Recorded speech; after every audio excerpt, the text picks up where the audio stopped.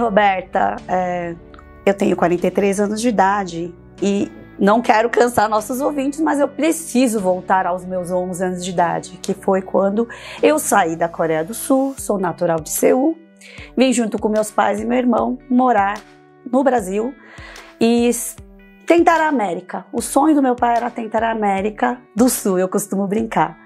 Como todo imigrante, a gente não deixa nosso próprio país se a gente está com conforto material, afeto bem preenchido. Então a gente tinha uma questão ali que fez com que meus pais se encorajassem, apesar de poucos estudos, poucos recursos financeiros, e arriscar tentar uma nova vida.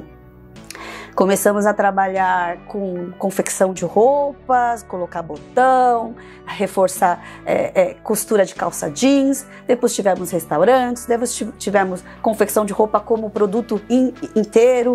Eu fui buyer de loja de roupa no varejo, eu comprava no atacado, eu vendia no varejo. Enfim, a gente se virava. Um super conhecimento de moda, de gestão, de empreender, de comércio, de venda. Intuitivamente, porque não tinha outra escolha. Minhas amigas até às vezes questionam, mas como você sabia tudo isso? Quando a vida não lhe dá opção, você abraça a opção que tem e faz do limão a limonada, né? Então foi um pouco essa resiliência própria de imigrante que me guiou até aqui. E de onde surge direito, Ministério Público, pois eu fui promotora de justiça por 16 anos, e depois o compliance. Surgiu, eu costumo dizer, do medo. Eu hoje, aos 43 anos, voltando, ressignificando, olhando para o meu passado, eu vejo que eu senti muito medo por muito tempo. Eu era estrangeira, uma cultura totalmente nova para mim, não sabia falar língua, meus pais também não sabiam falar língua, uma situação de vulnerabilidade que também vem com uma camada empilhada de instabilidade financeira, né? Sempre que a gente está com pouco dinheiro, a gente é mais vulnerável, ninguém duvida disso. E era medo de não ser cidadã dos meus direitos, não saber até onde eu podia ir, não podia ir. E muito dessa questão de autoridades, polícia, fisco, vindo para cima de comerciantes menos favorecidos, menos com conhecimentos parcos, para tentar extorquir. Por muitas vezes situação de fato irregular. Sim, é difícil você tocar negócio de família sendo 100% compliance. Estou falando de década de início, de década de 90, plano Collor, inflação 1000% ao ano. Muita volatilidade. Muita volatilidade, entender o que tinha que ser observado né, enfim. E aí surgiu, poxa, não quero viver assim para sempre. Não quero viver assim para mim, para minha família, para os meus patrícios, para a comunidade.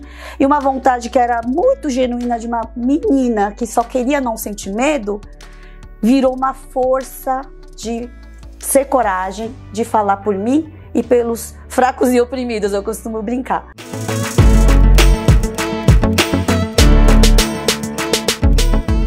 Então, o cara de procurement não é a pessoa que vai dizer para você se naquele momento para nossa empresa é melhor parcelar em 12 vezes ou é melhor pagar com 10%. Perfeito. Olha o caixa, olha o fluxo, olha o que está esperando. Então, você tem várias etapas, desde que alguém decide que, olha, nós precisamos comprar uma poltrona nova, entendeu? Ou nós precisamos revestir essa poltrona porque a gente não está gostando da cor dela. A demanda lá, a primeira ideia de que, olha, parece que precisa. Num mundo normal, uma das primeiras coisas que você ia fazer a gente tem dinheiro para fazer isso agora? Né? Então já começa aí, tem orçamento? Não tem orçamento? Tem orçamento, tá bom, então tendo orçamento, vamos passar, vira uma demanda para o procurement. Olha, a gente quer procurar tapeceiro. E aí o processo vai até o dia que lá na frente entregou, alguém deu o aceite. Quem tem que dar o aceite? Em tese, quem dá o aceite, quem vai sentar na cadeira ou quem está fazendo o vídeo aqui. Não dá para o cara do procurement fica feliz. Colocou uma coisa horrorosa aqui, que não tinha nada a ver com o que foi pedido. A gente não deu aceite aqui da cadeira, acho importante deixar E aí claro, você fala, bom, então, e vai até o último, que é quem aperta o botão e, né, já que a gente está no tempo do Pix, aperta o botão e faz o Pix. Né? Então, assim, toda essa cadeia que a gente fala do Procure to Pay, e tem o inverso, se é uma organização de vendas, você tem desde qualificar um lead, né, e mandar uma primeira propostinha, ou mesmo que ainda não seja proposta, mas que seja um quote, falando, isso que você está pedindo aí custa em torno de, até a hora que a fábrica fabricou, o cara foi buscar, entregou, instalou, deu aceite, tá lá e mandou a conta e... Então assim, é o quote to collect. Né? Então, esse processo todo, ele tem que ter o melhor jogador em cada fase.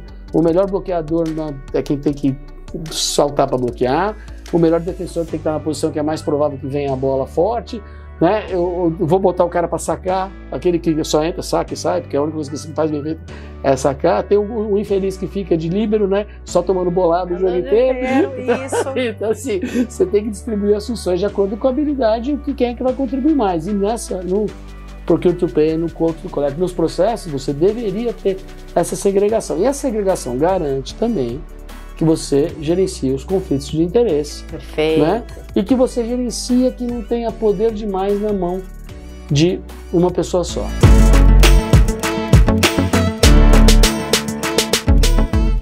Talvez as organizações tenham reorganizado, redistribuído os recursos disponíveis e até diminuído o tamanho das áreas de compliance, porque talvez o compliance possa ter atingido o seu papel. Porque compliance é dever de todos.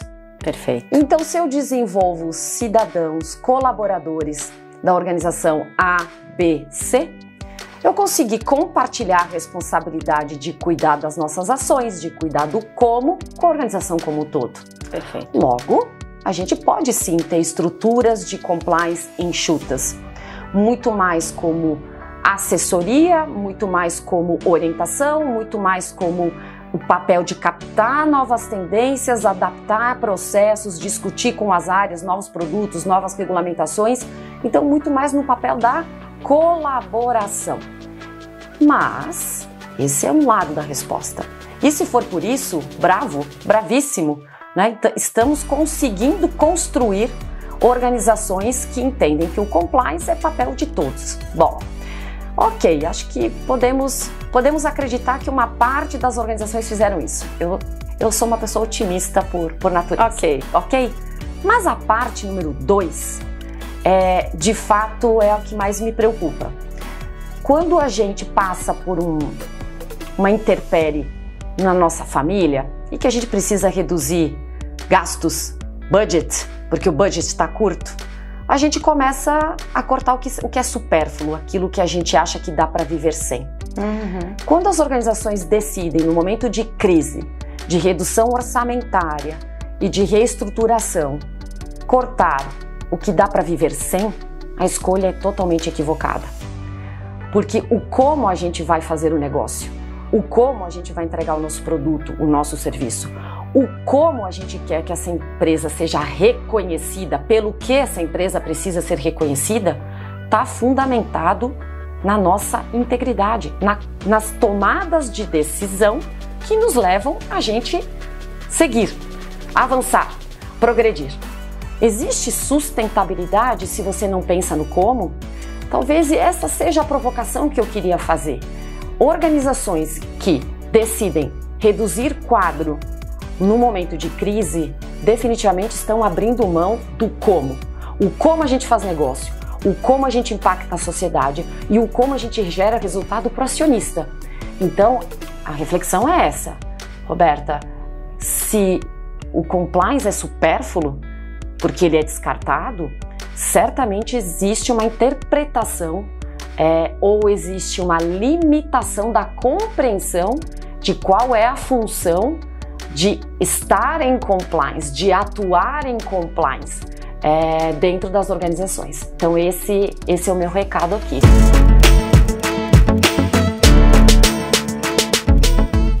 Nós temos as 3 linhas de responsabilidade, como eu te falei. Primeiro, como primeira linha, a gente pode fazer sim testes de primeira linha. Então, se eu tenho questões de segurança que precisam ser observadas ou de privacidade, eu posso contar ou com accreditation, que são certificados que a gente vê o mercado, instituições que emitem, vão lá no seu parceiro de negócio, no seu vendor, e vai fazer uma auditoria e vai emitir um accreditation, o SAIS da vida, SAS da vida, falando que se aquela empresa sim está ou não em compliance. Isso é uma cláusula contratual que você tem que exigir que o seu vendor tenha e cumpra com aquelas regulações. Outra é você providenciar o treinamento. Você pode dar o treinamento, ou ministrando, ou até falando, olha, este é o conteúdo que você tem que aplicar para todos os seus funcionários na hora de... E aí falando não só do meu trabalho, de outros que, principalmente no varejo, que contrata uma série de empresas com call center, cobrança, que recebe muito dado pessoal, muita informação para monitoramento. O treinamento é dado ou pela própria empresa ou pela instituição que está contratando. Então esse é o primeiro passo. O segundo é testar. Você ir lá e verificar, estão cumprindo com isso? Você tem cláusulas contratuais, com SLAs, que você vai fazer com que sejam cumpridas, multas e etc. Então, tem que estar previsto isso, tem que ter um contrato que traga tudo isso de alguma maneira, porque quando você terceiriza, a responsabilidade continua sua, mas você tem que impor esse mínimo nível de controle que você aceita, porque senão você vai enfraquecer de novo os controles internos e provavelmente você vai ter um problema com o regulador, com o cliente, sua imagem, né? Dados vazados hoje, você tem um problema muito grande com a imagem. Então, hoje essas são as maneiras.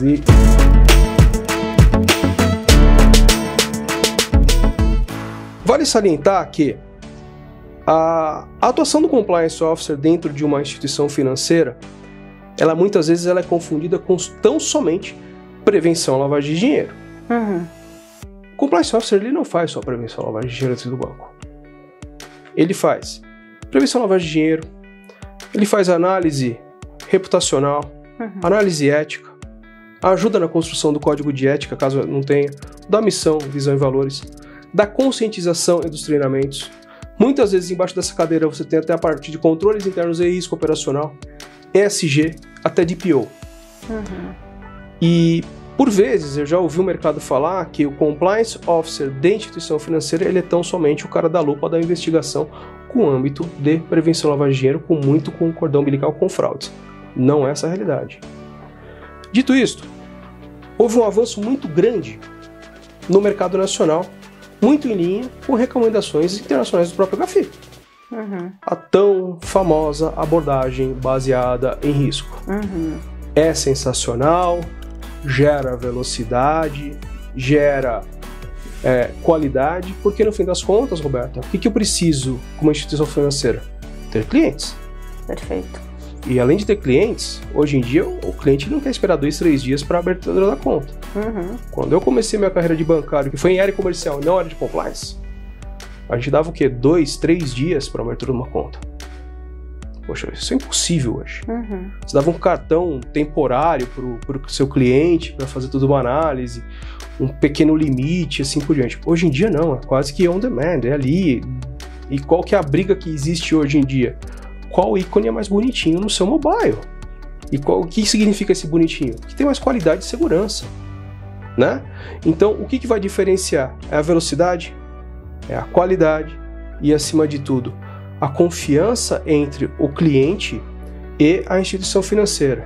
Bacana, onde está o compliance nisso tudo? Ele é o back-office dessa coisa toda. Ele está ajudando a instituição financeira a gerar negócios.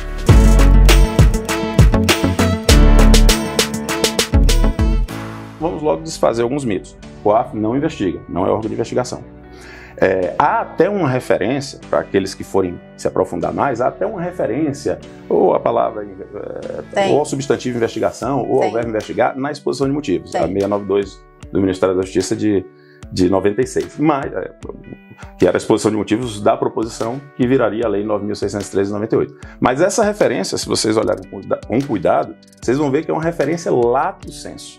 A investigação lato sensu. Lato sensu, você pode dizer que a gente investiga, mas não é um órgão de investigação no sentido técnico da palavra. Nós não bloqueamos valores, nós não fazemos denúncias. Outro dia nos espantamos com uma notícia de que o STJ havia julgado um certo caso de relevo, etc., no qual o COAF sequer figurava, né, como parte, e que se teria dito nesse julgado que o COAF não dava a última palavra sobre algo constituir ou não crime. E isso vendido numa manchete como se tivesse sido uma derrota do COAF. E nós, na verdade, estávamos exultantes, aplaudindo, felizes da vida, porque finalmente alguém tinha compreendido que a gente não quer dizer o que é crime e a gente não quer sequer ter a última palavra, a gente não quer sequer ter a primeira. A palavra zero para a gente tá boa. Porque o que a gente difunde para as autoridades competentes, essas sim, para investigar e para dizer o que é crime ou não, e isso num processo com várias etapas, o que o COAF difunde é apenas indícios. E o que as pessoas obrigadas a comunicar mandam para o COAF é menos do que indício, é potencial indício, é o que pode constituir indício. Então, por conta disso tudo, é uma oportunidade de ouro dizer o que a gente faz. Como eu disse, a gente é a unidade de inteligência financeira do país e o papel, simplificando muito, é aquilo que, com uma postura que o ministro Celso de Mello designou com muita felicidade na expressão dele, no julgamento do recurso extraordinário 1055941, o que ele designou como relativa passividade. Então, com relativa passividade, o COAF recebe matéria-prima informacional de diversos segmentos de atividade, banco, joalheria, transportadora de valores, seguradora, escritórios de consultoria econômica envolvidos com grandes operações, etc. Uma gama enorme, não cabe aqui entrar no detalhamento disso, está lá no artigo 9º da Lei 9.613, 98, a nossa lei de lavagem, recebe essa matéria-prima informacional, essas pecinhas de quebra-cabeça, vê se isso dá certos matches e vê isso, diga-se de passagem, com um trabalho que tem as duas maiores etapas dele feitas sem participação humana, que a gente está falando de 3 milhões de comunicações por ano, mais ou menos, no estágio atual. Muita coisa. Muita coisa, e de uma equipe que, dedicada a essa atividade de inteligência, hoje chega a 40 pessoas, durante a maior parte da história do COAF, menos. Então, por meio de tratamento informático, a gente vai vendo como essas peças vão dando match umas com as outras e vão formando certos mapas de calor. Se houver ali o início de uma história que pode vir a caracterizar um ilícito, aí a gente encaminha isso, o que a gente chama de difundir, para as autoridades competentes para investigar, etc. Esse é o papel principal de unidade de inteligência financeira em qualquer lugar do mundo.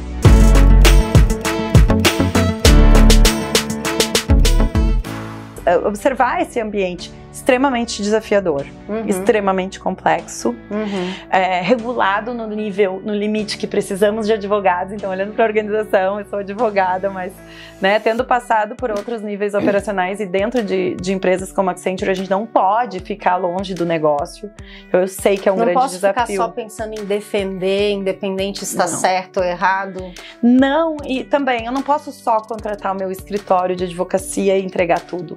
Porque é muito do estratégico. Eu preciso, sim, um corpo jurídico, muitas vezes um advogado que esteja junto no meu negócio, entenda do tema e traduza aquilo na minha linguagem de ser para eu poder criar um modelo factível no meu negócio. E diversos tipos de negócios, nunca vai ser o mesmo framework de privacidade. Porque tem alguns que tu vai ter maior sensibilidade, maior risco de determinadas situações. Por exemplo, dependendo da operação, o teu maior risco de privacidade vai ser uma invasão. Dependendo da operação, o teu maior risco de privacidade vão ser os requests, as pessoas querendo exercer os seus direitos e como lidar com toda essa demanda, que no limite é um formulário, as pessoas fazendo uso do seu direito, e quem vai gerir tudo isso, quem vai garantir que eu vou conseguir trazer todos os dados se ele pedir acesso aos dados, e em tempo hábil, garantindo que eu não esteja exposto à multa do regulador. Então são diversas nuances que uma legislação como a LGPD, a geral da Europa, a GDPR e outras tantas já trazem.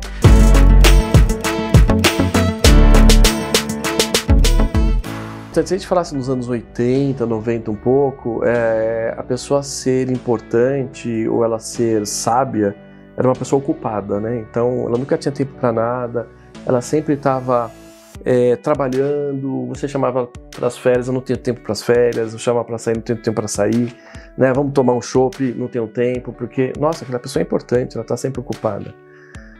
2000, 2020, até acho que menos ainda, 2010 aqui, né, para cá. Hoje você ser importante é você ter tempo, né? Hoje você ser uma pessoa de sucesso, você saber aproveitar a sua vida, né? Então é o trabalho que cabe na sua vida e não a vida que tem que caber no seu trabalho. E aí quando o trabalho cabe na sua vida, o quão você coloca na tua agenda que você quer ser feliz, né? Às vezes eu faço algumas perguntas falando como você quer ser feliz. né? Vou usar seu nome como exemplo, a Roberta me traz aqui, não é isso, mas só como exemplo. Ah, Gustavo, eu quero ir para Dubai em 2025. Nossa, você vai ser feliz só em 2025? Né? E tão longe, vai ter que guardar muito dinheiro, né? De academia, né? Aquele showzinho de rock que você gosta, tomar um vinho em casa sozinha, né? Então, vamos pôr na agenda ser feliz? E aí as pessoas olham quando você posta isso, fala, nossa, que pessoa de sucesso, né? Ele é um profissional e também ele tem vida. Então veja que hoje, né, esse life balance, né, ou essa balança, ela mostra uma inspiração para as pessoas, falando, eu posso ser duro no trabalho, eu posso ser rígido no trabalho, eu mostro que eu sou sério no trabalho, mas eu sei me divertir.